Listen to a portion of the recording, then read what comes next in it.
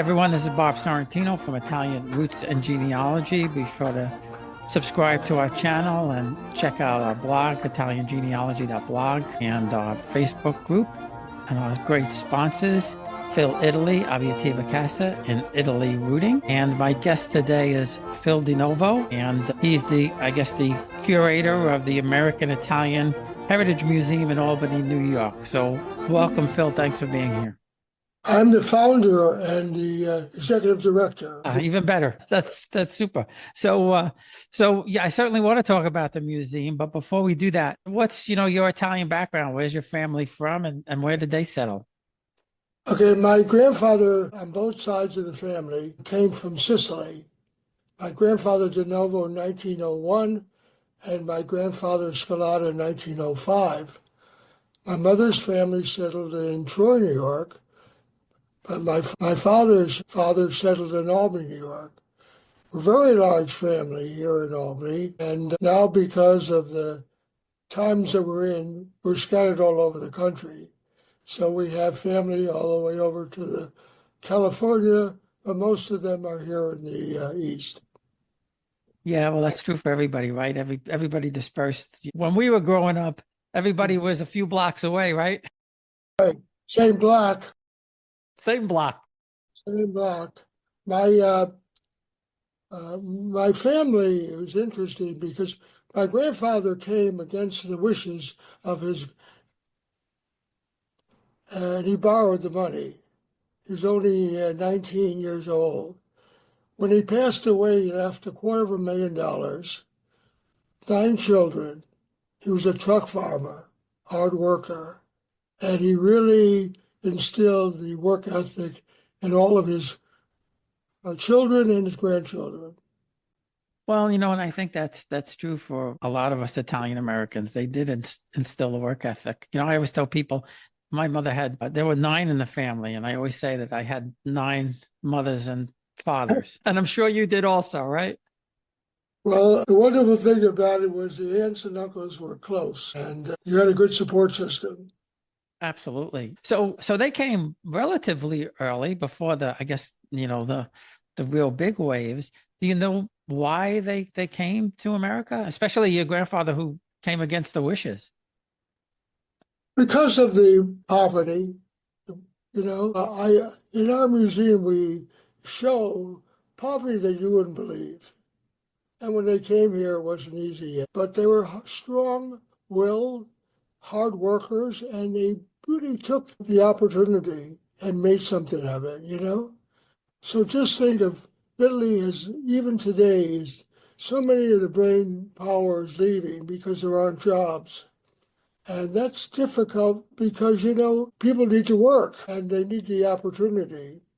And when given that, it shows by our Italian ancestors what they were able to accomplish given the opportunity. The poverty kept them down in Italy, but here they blossomed. Yeah, and so were they farmers by trade in Italy? My grandfather, he was smart enough to invest in property as well. Mm-hmm. It's amazing. He only had a 5th, 6th grade education. But he was smart, and he knew how to work hard and to invest and to buy this property. So we never knew poverty in the United States. I mean, we lived well because of being on a farm, of course, the produce and grandma's cooking, and just St. Joseph Day is coming up, and one time I said to my aunt, why didn't we have Zeppoli, the rich kind of Zeppoli that we buy in Italian bakeries? They were too poor. But people on our street considered us rich. So it's kind of interesting that different people see different things. I never knew what poverty was. We had a good life, middle-class life. Yeah, my father's family was they weren't rich or anything like that, but they were pretty well off. My mom's family was poor, and I remember my aunt telling me that they would get an orange at Christmas. Now my father said the same thing. It was a big deal apparently. Yeah, we're 9 kids. I guess an orange was really a treat. Yeah, for sure.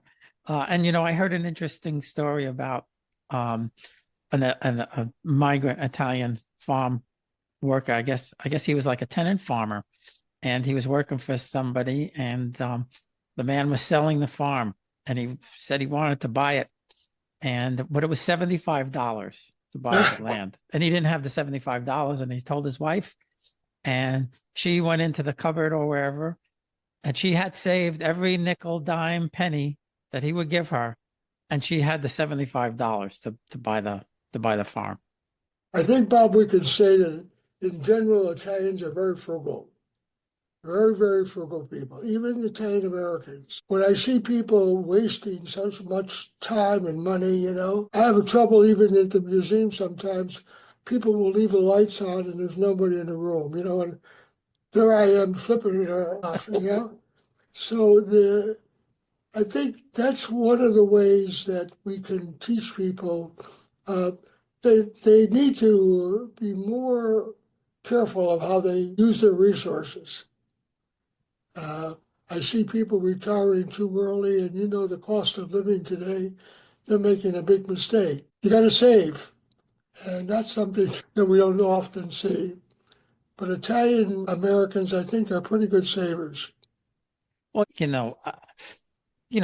of course, my dad and my mom's family, they went through the crash and all of that kind of stuff. And I think that is different period. My grandfather, I believe, I don't know for sure, but I believe they lost their house. They lived in New Jersey, and I believe they lost their house during the Depression. Oh, they bounced back, of course.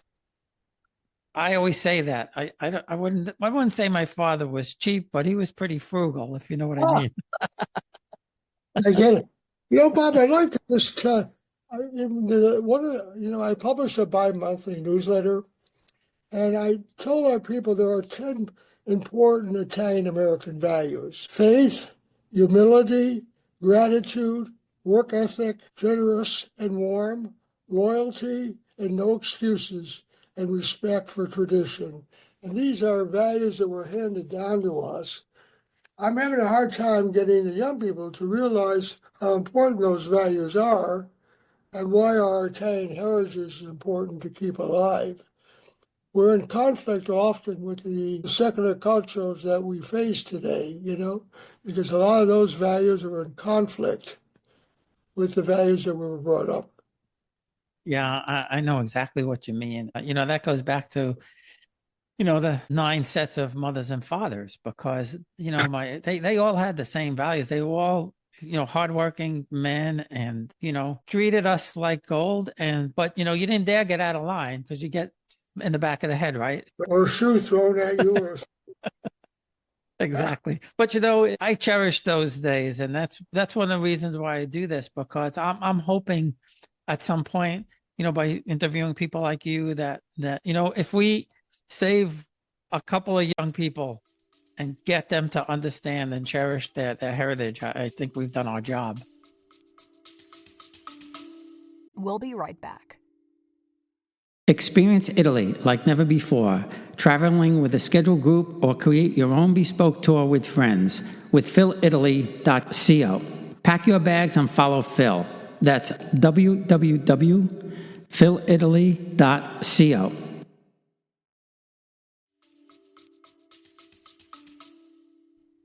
well, I've been doing this now for 46 years. And recently, one of my friends visited Italy, and he said that I had helped to instill in him the love of his culture and heritage. And when he went to Italy, of course, he saw what we were talking about.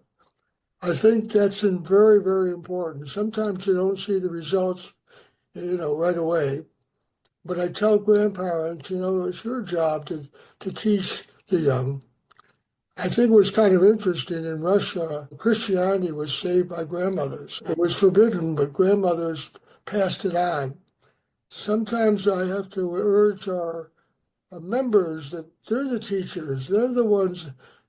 You have to be patient. Maybe you don't do 7 fishes, you do three.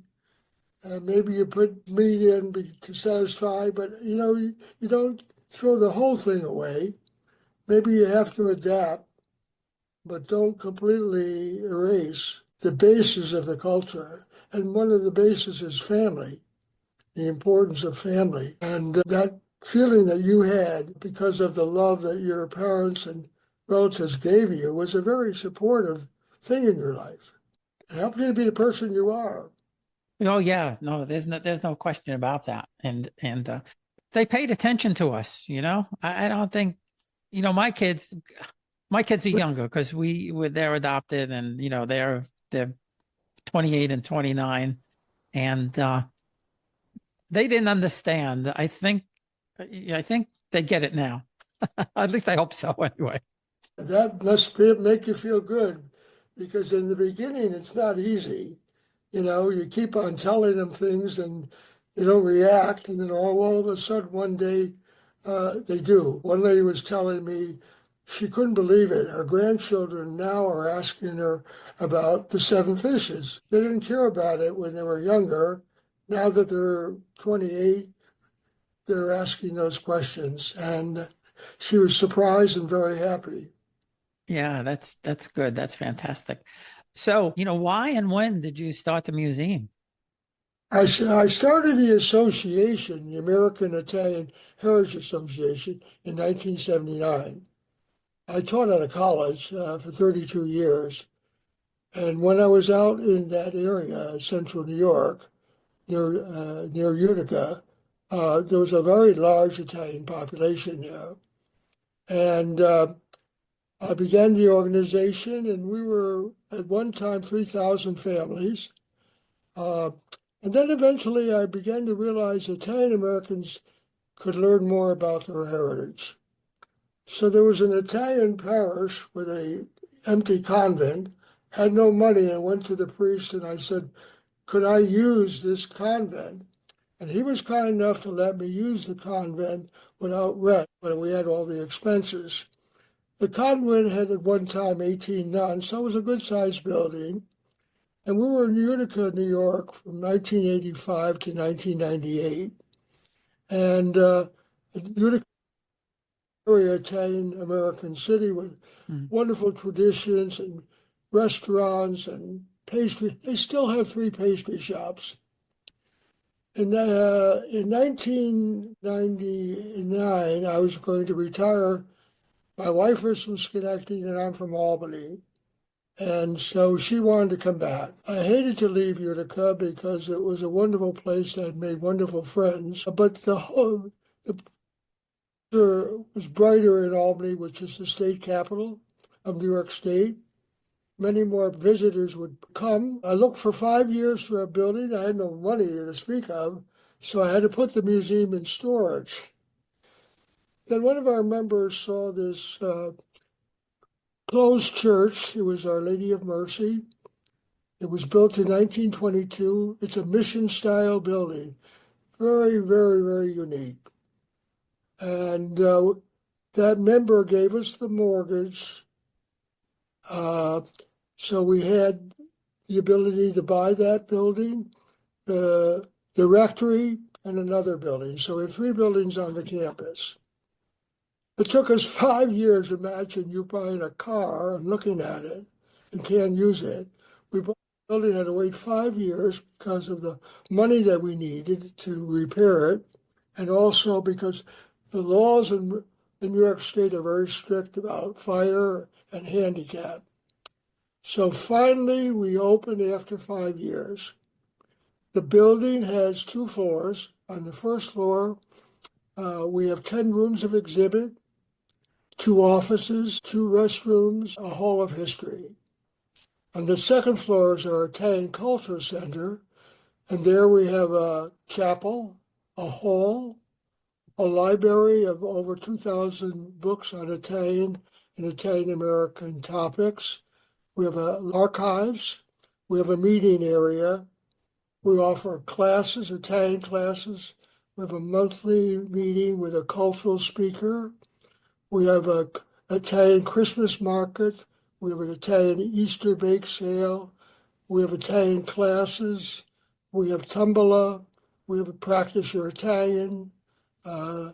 We have speakers from different areas come in into Albany and they say, I have this book, can I tell people about it? So we have those kinds of meetings.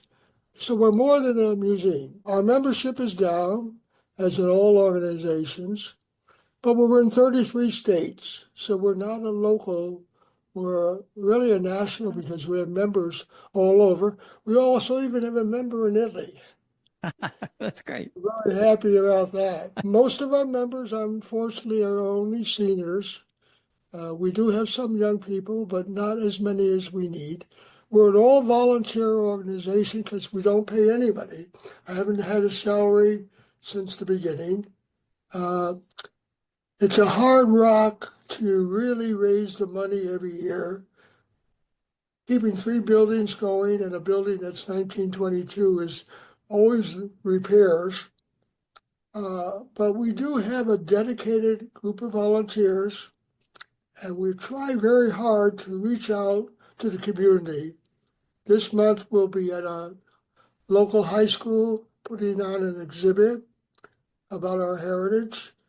We're working with the Ulster County Italian American Foundation. They're going to put on a fashion show, and we're going to take some of the items from our museum and add it to their show and have a table and an exhibit. We were in part of the Festival of Nations, which is about 33 countries put on each year a festival, and we represent Italy. So these are just some of the things that we do. Oh, that's a lot. That's funny. So are you guys in New Jersey? Do you have a? In Albany, New York. I know, but you said you're in like 33 states or something like that you have Oh, yeah. representation. Oh, yeah, we have a number of members in New Jersey. And we have, interesting enough, we have members in the South and California. It's just wonderful that people, I see, I'm a member of the Sons of Italy as well as many other Italian organizations, and I write for their newspaper. And I write articles for other newspapers. So I've been doing things that have brought people from outside the state to know about us. We were recognized by the Albany Historical Association for the unique building that we have and turning a church into a museum. We received that honor. So being a former marketing professor, I know how to market and I try to get the message out with a lot of promotion. We have 2 Facebook pages. Post. I publish a bi-monthly newsletter to our members. We have an email newsletter that's on the computer, and we go out to the community and set up exhibits and tell people. We have a speakers bureau, so I'm out sometimes speaking to groups, telling them about the museum. And basically, I'm trying to tell people to treasure your heritage no matter what it is. We just had a bus trip of 28 people, seniors, and one of my introductions was this museum honors the Italian immigrants, tells their story, and the contribution of Italian Americans.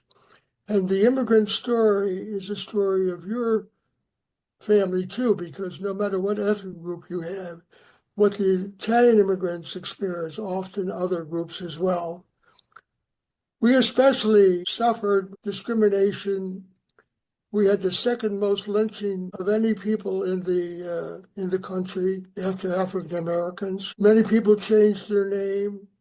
The constant mafia, the movie fixation is unbelievable. So we have a lot of issues, and I think what we need to do is to learn more about our heritage. We've made such a contribution to this country. And my next newsletter, America is a wonderful Italian name. Yes, it is. My father's middle name was Americus because he was the only boy born here. My 3 oldest aunts and uncles were born in Italy, and then my father's next to oldest sister, well, one of the sister before him was born in America, and he was born in America. But yeah, it's funny you mentioned that because we're in the process, myself and a couple other, fairly well-known people. We're working on a documentary, just exactly what you're talking about. the rich heritage. People don't realize that, an Italian American had Thomas Jefferson's ear, right? People don't know that there were Italians that fought in almost every single war. My article in the Sons of Italy Golden Line is amazing what our contribution is. And I list some of the things that you're just talking about. There were Italian Americans that fought in the Revolutionary War. That's right. And Italian Americans at that time who lived in the United States who fought and received great honors. If only people knew our contribution, it's just amazing because we were so few at that time, yet our contribution is so significant. And the words "all men created equal" was an Italian who said those words that Thomas Jefferson put in the Constitution, reworded a little bit, but it's in. And Thomas Jefferson spoke Italian. I didn't know. I guess his good friend was Italian, so yeah. So that's the stuff. That's the stuff. I've interviewed some great people on that, and Lou Del Bianco, the grandson of Luigi Del Bianco, who carved Mount Rushmore, and that's a fascinating story. And I stumbled upon, and I never knew this. There was I can't.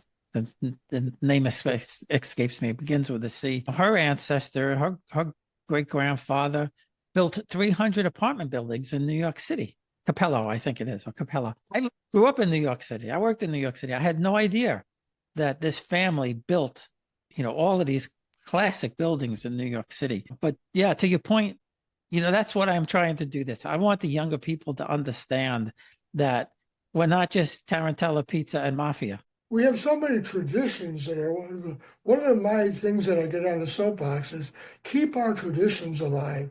They're so rich. My grandmother, every time you look around, we were celebrating something.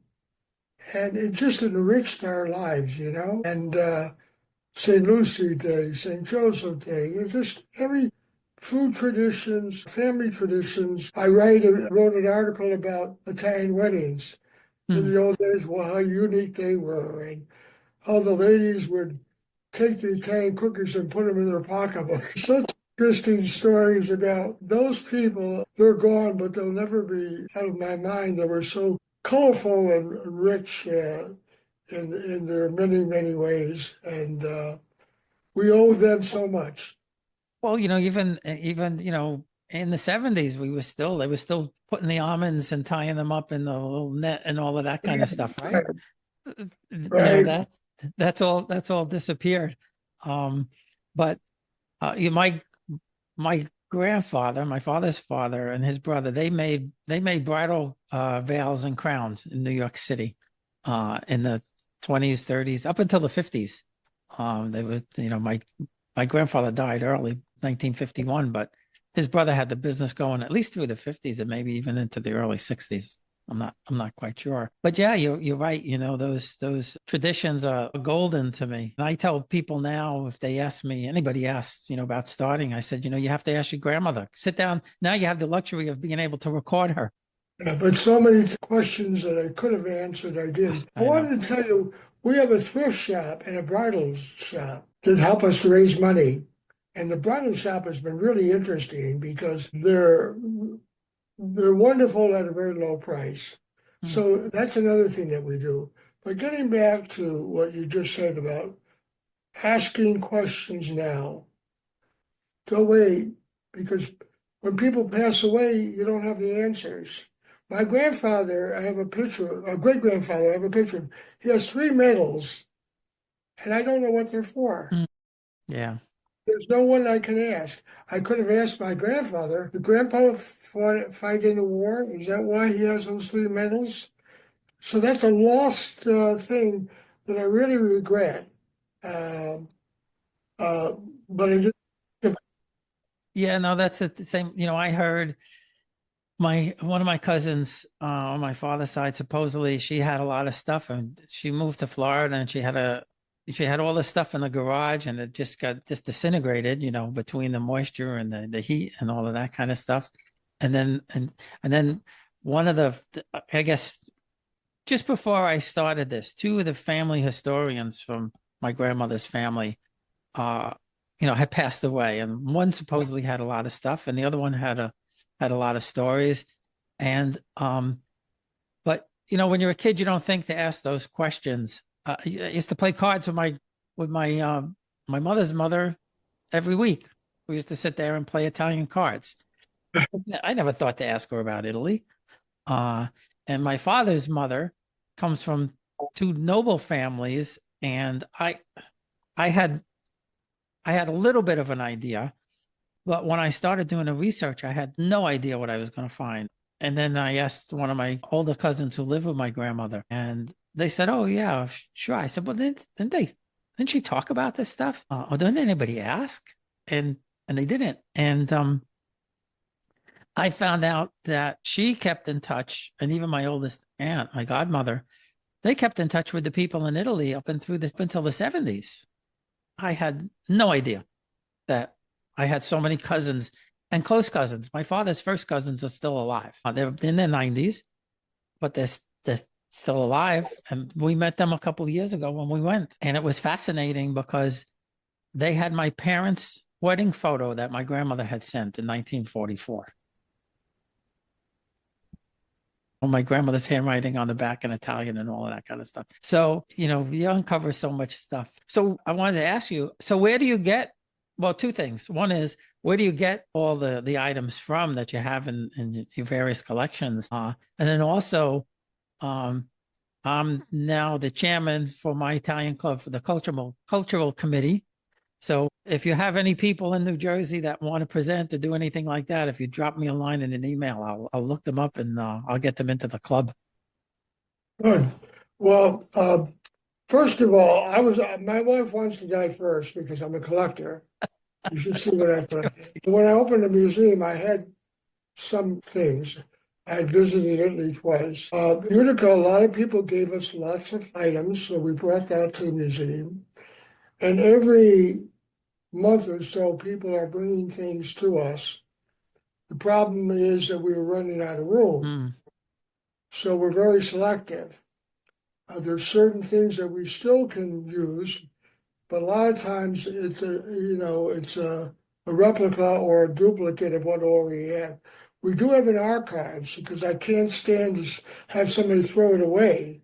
So we put it away, and when we have a special exhibit or I go out to an exhibit, I have this archives where I can take the things and show people. And then when we have a special exhibit, I can go up there and bring it into the museum. People come in with family pictures, like their and they'll say the kids don't want it. Mm-hmm. And you know what's going to happen when the mother and father dies? They're going to throw it away. You see that all the time. It's a shame that we have not instilled in young people the value. In my home, I have my great grandparents' picture, my grandfather's picture hanging, and when I pass, I'm going to give it to the museum because of the unique story behind those pictures. But the thing is that our museum with the 10 rooms, there's a lot of interesting things that we still don't have.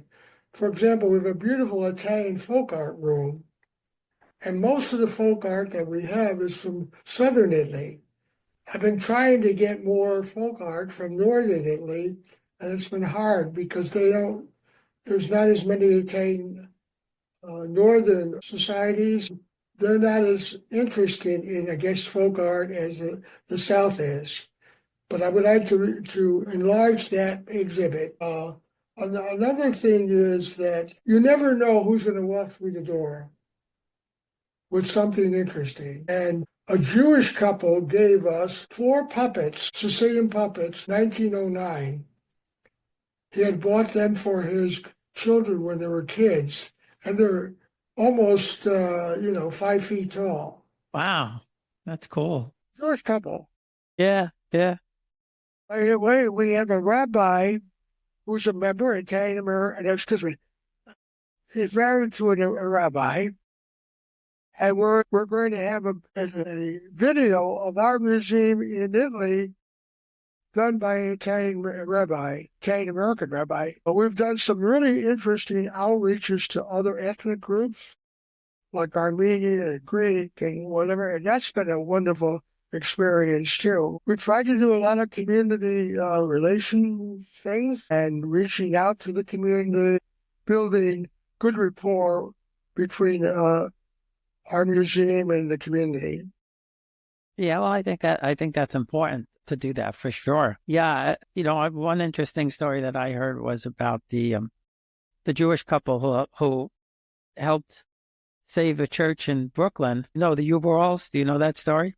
Oh, Yeah, I'll send you the right. story. But he was going to lose the little storefront that they had, and this Jewish couple helped him out. 25 years later, the man's family it was 1939. They were stuck in Austria, and they were trying to get him out. He had passed away, and the woman finally, somebody told her to go to Cuba. They could help. She gets off the plane in Cuba, and the priest who she helped save the church is now cardinal. He's the papal nuncio to Pius XII. He brought 39 people from Germany, housed them, fed them, took care of them until the war was over. We have an example room called The Faith of Our Ancestors, Catholic, Protestant, Orthodox, Jewish exhibits in that room. So we have an exhibit about the Italian American Jews. As a result of this member who's Jewish and Italian, he was born in Italy, he's given us items of the Jewish faith and the rabbi in Italy as well. So we're probably the only Italian-American museum with an exhibit of the Jewish faith in our museum. That's cool. That's really cool. People, again, that's another thing people don't realize, that they're Italian Jews. Right. And we mostly is Catholic, of course. We also have some members who are Italian Baptists, and their father was a minister, so they gave us some really old photos of a Baptist church in New York City.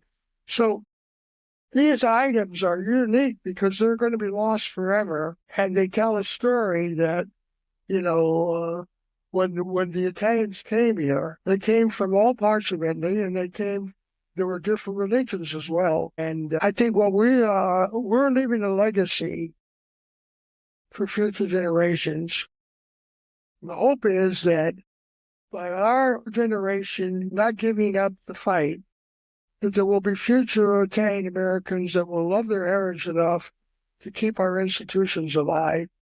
You well know we've lost so many Italian parishes, societies, organizations, and it's not only true of us, but other groups as well, because young people are not joiners. So we're going to get people to start realizing that if you say you're proud to be Italian and you love your heritage, do something about it. Words are not enough.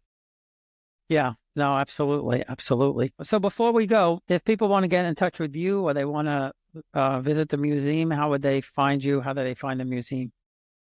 Okay, we're at 1227 Central Avenue in Albany, New York, American Italian Heritage Museum. We have two Facebooks, and one's called Friends of the American Italian Heritage Museum, and the other one is American Italian Heritage Museum. Our email is info@American Italian Museum. We have a website that's very beautiful, well done. You learn all about the classes we offer, some of our photos, some of the videos, and that is www.info.AmericanItalianMuseum.org. And our phone number is 518-435-0591. Okay, that's great. That's super. And I'll put all of that in the text and also put it up on the screen for you. Well, listen, Phil, thanks again. I really appreciate you taking the time. It was nice talking to you, and have a wonderful day. God bless. Ciao.